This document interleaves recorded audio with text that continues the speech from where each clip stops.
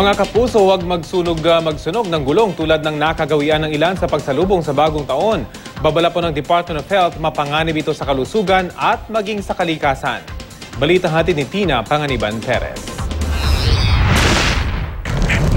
Nagniningas, naglalagablab.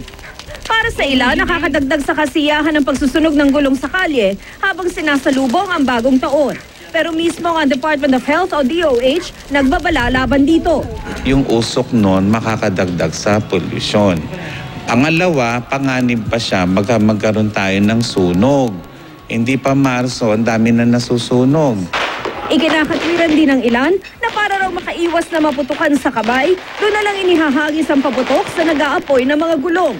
Pero lalo lang nadaragdagan at pinakakapal nito ang usok sa hangin na lubang delikadong malanghap lalo na ng mga may asma. Hindi natin nalalaman, hindi lamang mga injuries ang binabantayan ng Department of Health.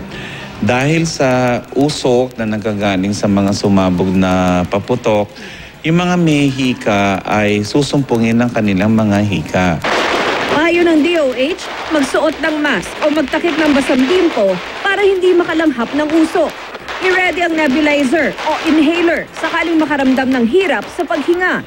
Mas mainam na rin manatili na lang sa loob ng bahay o magsara ng bintana. Tina Panganiban Perez, GMA News.